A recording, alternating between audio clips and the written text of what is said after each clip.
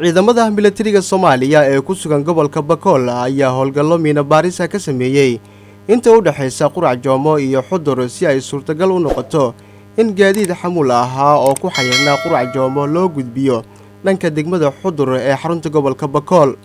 gaadiidka xamuulka ayaa la sheegay in uu urarnaa ganacsato waxaana wararku ay tilmaamayaan in muddo badan ay xayirnaayeen kadib markii sida la sheegay maalmo ka hor wadadaasi ay miino kula qaraxday dad shacab ahaa oo ay waxyeello ka soo gaartay.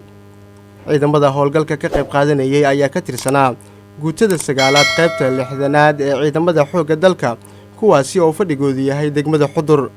Dero Macalin Cabdi taliyaha ururka 11aad guutada 9aad ee ciidamada xoogga dalka ayaa warbaahinta u sheegay in ay ku guuleysteen in miinooyin farab ka saaraan isla markaana gaadiidka xamuulka ay si nabad ah u soo gaarsiiyaan degmada Xudur isla markaana shacabku si nabadgelyo ah ay u isticmaalaan wadadaasi. mayba howlgalka banay Qurac Joomo mayba howlgalkan borgaarka inahay baaburro shacabka leey oo meelo kala faasanayti iyo meelanka bani ma kuwada madkoori meelo raaw Qurac Joomo inay jartay meel 8 kilomitir alxamdulillah hidaayada taas ka badagan dhigdi ilaahay noo badbaadi meena farbadan dhakan jilaaf badan dhakan wali waxa ay nimka guuleysan alxamdulillah iyo nabadgelyo baaburti sheegni walno halaaw sumay nabadano koyn wal daalan hayna manahayaan shacabka mayba in sheegay baaburtan oo liinshani inaka sharaf leh ka gaasi sugaay iyo xubaani iyo arday fayla xubaani ma kuma tahay bariisa kuma tahay sokoro kuma tahay saliido kuma tahay iyo meedkana tugada shabaabka aamayaan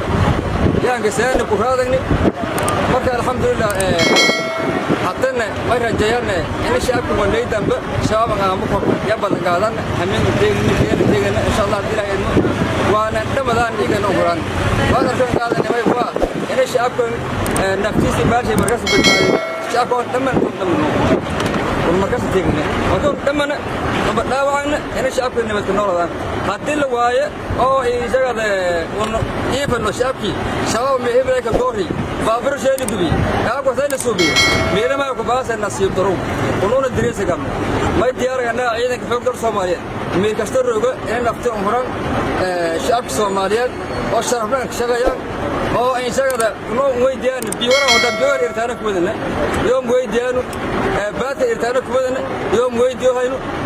naftaan in balkan iska darahayn warona andarani ya gaabkaas